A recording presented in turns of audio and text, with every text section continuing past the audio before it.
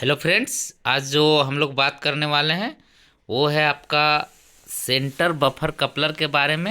यानी आज का जो चर्चा है करने वाले हैं वो सेंटर बफर कपलर के बारे में चर्चा करने वाले हैं। और इस वीडियो को आप लोग ध्यान से देखिएगा। जैसे कि मैंने एक वीडियो डाला हुआ था आपका सेंटर बफर कपलर यानी सीबीसी को जो मेजरिंग होता है, मेजरिंग गेज कैसे कहते हैं, और काफ़ी सारा लाइक्स और व्यूज़ मिला है। आप देख सकते हैं। उसी के थ्रू से मैंने सोचा कि सेंटर बफर कपलर के भी बारे में आप लोगों को बता दूं। चलिए वीडियो को शुरू करते हैं। जैसा कि एलएसबी कोच में जो सेंटर बफर कपलर है वो आपका AAR टाइप एच है। और इसी विषय में चर्चा करते हैं। यहाँ देख सकते हैं आप लोग। इसका जो इंट्रोडक्शन है, परिचय बताता हूँ। The connection between two adjacent vehicles within a train set is done by a coupler system consisting of the coupler itself and a draw and buffing gear. The center buffer coupler used on AC LSB coach are tight lock center buffer coupler of AAR type H. They can be coupled with AAR type E center buffer coupler fitted on locomotives। यानी कि आपका जो AAR type H है वो आपका LSB coach में लगा हुआ है। और AAR टाइप E जो है आपका CBC, वो आपका कपलर जो है वो लोकोमोटिव यानी कि इंजन में लगा हुआ है। ये दोनों इस तरह से लगा हुआ है, AAR टाइप एच और AAR टाइप ई, जो कि लोकोमोटिव में लगा हुआ है, और एच टाइप जो है वो कोच में लगा हुआ है। उसके बाद है आपका the centre buffer coupler combined the draw and buffing gear is on. It can transmit both the tensile and compressive force. यानी जो सेंटर बफर कपलर है उसमें जो फोर्स लगता है वो फोर्स के बारे में दिया गया कि कौन सा ड्रॉ एंड बफिंग गियर में सेंटर बफर कपलर में कौन सा फोर्स लगेगा। यानी टेंसाइल और कंप्रेसिव फोर्स, यानी खिंचाव और दबाव, मतलब दोनों आपका खींच भी रहा है और दब भी रहा है। ये दोनों फोर्स लगेगा। अगर आपसे क्वेश्चन पूछ जाए कि आपका सेंटर बफर कपलर में कौन सा फोर्स लगता है, तो आपको दो फोर्स लग रहा है, एक टेंसाइल और कंप्रेसिव फोर्स, दोनों फोर्स का यूज होता है। आगे क्या है आपका, देखिए ये जो डाटा है, मैं इस डाटा का अभी गैदरिंग रेंज जो है वो आगे मैं बता दूंगा। आगे जो है पूरा मतलब टेक्निकल डाटा सीबीसी का पीडीएफ में है। जैसे जैसे आगे बढ़ूंगा तो इसलिए मैं यहाँ पे इसका चर्चा नहीं कर रहा हूँ। आगे आपको टेक्निकल डाटा बहुत बढ़िया से मैंने बनाया है, उसको मैं बता दूंगा। अब देखिए ये आपका सीबीसी है, देख रहे हैं। सीबीसी जो है आप इस तरह से, ये आपका ऑपरेटिंग हैंडल है, मैनुअल जो है, ये आपका लॉक है, इसको लॉक करते हैं यूनिवर्सल की से, सारा चीज़ दिया हुआ है। देख आप लोग ट्रेन में भी देखिएगा, ये ट्रेन में आपको यहाँ ये भाग दिख जाता होगा यहाँ तक। ये अंदर अगर आप कभी पावर कार में नीचे जाके झुक के देखिएगा तो आपको ये भाग भी थोड़ा मतलब गैपिंग में ये जो प्लेट लगा हुआ है यहाँ पे आपको ये भाग भी दिख जाएगा, कभी गौर कीजिएगा। और ये आपका लॉकिंग अनलॉकिंग के टाइम में काम आता है। ऑपरेटिंग हैंडल ये हो गया। आगे है कि आपका जो सीबीसी कपलर है वो कितना टाइप का है। CBC coupler, type of CBC coupler, यानी अभी इंडियन रेलवे जो सीबीसी कपलर यूज कर रहा है वो कितने टाइप का सीबीसी कपलर यूज कर रहा है, इस विषय में मैं आप लोगों को बता रहा हूँ कौन कौन सी कंपनी है। और कभी आप लोग गौर कीजिएगा, जब सीबीसी में चेक कीजिएगा तो वहाँ पे साइड में आपका स्टिकर लगा हुआ रहेगा और कंपनी का नेम भी दिया हुआ रहेगा, आप लोग ज़रूर गौर कीजिएगा। तो आपका जो पहला है फेबली का है, फेबली सब जान रहे हैं। स्कॉट है, उसके बाद सैनरॉक है और फ्रंटियर है। और एक जो है वो वॉयत का है। ये देखिए ये बहुत कम मतलब दिखता है, ये मॉडिफाई है, ठीक है। तो इस तरह से आपका ये आपका इतने सारे कंपनी सीबीसी अभी प्रोवाइड कर रही है एलएचबी कोच को। फैबली, स्कॉट, सैनरॉक, फ्रंटियर और वॉयत का। तो आप लोग देखिएगा वहाँ पे सीबीसी में आपका सारा मतलब स्टिकर में लगा हुआ रहता है कि फैमिली है, स्कॉट है। गाड़ी में घुस के देखिएगा, अगर आप गाड़ी में काम कर रहे हो तो वहाँ आपको सारा चीज़ समझ में आ जाएगा कि कौन सी कंपनी का है। उसमें स्प्रिंग भी रहता है, तो जो स्प्रिंग के अनुसार से भी पकड़ लीजिएगा। किसी में चार स्प्रिंग है, कोई कंपनी 3 स्प्रिंग लगाया है, तो उस अनुसार से आप लोग भी पकड़ सकते हैं। और आगे जो है वो है आपका बीडीजी, यानी बीडीजी जो है वो है आपका, देखिए बीडीजी, बीडीजी डिजाइन जो है वो बैलेंस ड्राफ्ट गियर जो है। BDG has comprised of 2 separate electromeric pad stick in buff mode and tensile draft mode. ये जो बीडीजी जो है आपका, इसके बारे में देखते हैं कि बीडीजी है क्या, और इसमें बीडीजी में क्या क्या है। The connection between draft gear and coupler head through the main pin, ठीक है, और articulation of coupler heads through the main pin. देखिए ये आपका ए आर टाइप का हेड हो गया, ए आर एच टाइप का कपलर हेड हो गया, और ये बीडीजी है, बैलेंस ड्राफ्ट गियर। ये क्या है कि आपका लगा हुआ रहेगा और ये सारा सेट रहेगा। कभी गौर कीजिएगा, गाड़ी के नीचे जब आप लोग घुस के देखिएगा, या तो पूरा जब पार्ट्स बाहर लगे, अगर ये जॉइंट में ही गाड़ी में लगा हुआ है तो आपको और अच्छा से दिखेगा। बाहर क्या है कि सारा पार्ट्स खुला खुला रहता है, जॉइंट में देखने में अच्छा रहता है, तो इसलिए आप लोग कोशिश कीजिएगा जॉइंट में ज़रूर एक बार देखिएगा। और आगे मैं चर्चा करूँगा कि इसको कपलिंग और अनकपलिंग करते कैसे है, इस विषय में भी मैं बताऊंगा।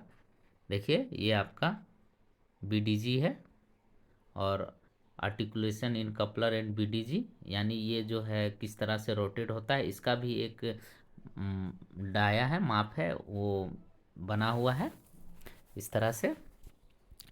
और अगला जो है वो है आपका डेनलर और फैब्लिक कपलर। जैसे कि डेनलर अभी मेरा वीडियो में एक डला हुआ है, आप लोग अगर देखे होंगे, मैंने बताया था सेमी परमानेंट कपलर डेनलर। तो हो सके तो उस वंदे भारत के बारे में, वंदे भारत का जो कपलर था उस विषय में, तो डेनलर एलएचबी में भी प्रोवाइड करता है जो डेनलर का जो है। और फैबली, इसमें क्या है कि it has also balance type draft gear, यानी डेनलर और फैबली ये जो दो कंपनी है, इसमें बीडीजी इसमें रहता ही रहता है, ठीक है। Also balance type draft gear, ठीक है। और BDG having 2 separate electromeric pads stack in buff mode and tensile draft mode. ये हो गया आपका डेनलर और फैबली में बीडीजी आपका लगा हुआ रहेगा। यहाँ पे देखिए फिगर में ड्राफ्ट गियर इन मफ कपलिंग, ड्राफ्ट गियर और आर्टिकुलेशन इन मफ कपलिंग कपलर, ये हो गया। और इसमें क्या क्या है, डिस्क्रिप्शन ऑफ द कंपोनेंट, कौन कौन सा मेन इसका कंपोनेंट है। Tight lock coupler head A R type H with draw bar. उसके बाद है आपका सपोर्टिंग डिवाइस ड्राफ्ट गियर और मैनुअल अनकपलिंग डिवाइस। ये हो गया अब इसका मेन कंपोनेंट। अगला है आपका tight lock coupler head type H. ये देखिए हेड है, ये आपका हेड है। Coupler head is standard AAR H type tight lock coupler head with an uncoupled device that can be operated from outside the track, यानी इसका जो head है वो आपका बाहर रहेगा हमेशा। देखे होंगे, देखिए बाहर रहेगा तभी नहीं आपका ये कोच में जुड़ा हुआ रहेगा, इसलिए इसको बोला गया है। और इसमें जो है आपका अलग से कपलर हेड वेरियस पार्ट, इसमें अलग से जो इसका जो पार्ट दिया हुआ है, नकल है, लॉक है, नकल थ्रोवर है, रोटरी लॉक, लिफ्टर असेंबल है। उसके बाद एक इसमें नहीं दिया है टर्सरी पिन। अभी हर मतलब देख रहे होंगे RDSO ने क्या कर रहा है, टर्सरी पिन सारे जितने भी कोच है ट्रेन पार्टिंग के कारण ड्रिल करके टर्सरी पिन को भी लगाया जा रहा है। मैंने उसको भी लिखा हुआ है, मैं आगे आपको दिखाता हूँ। इस तरह से आपका ये है muff coupling type coupler head है और यहाँ देखिए 2 CVC है, muff coupling type coupler head है ये, और एक है integral shank type coupler head है, दोनों सारे चीज़ हो गए। और आगे जो है वो है आपका कपलर हेड पार्ट्स, जो इसमें कपलर का जो हेड है उसका कौन कौन सा पार्ट्स है उस बारे में। पहला 1 नंबर में है मेन बॉडी और 2 नंबर में है नकल। मेन बॉडी और नकल, इसमें देखते हैं क्या क्या है मेन बॉडी और नकल में। 1 नंबर में देखिए आपका ये मेन बॉडी पूरे पूरी है, और ये आपका नकल हो गया, ये हो गया आपका।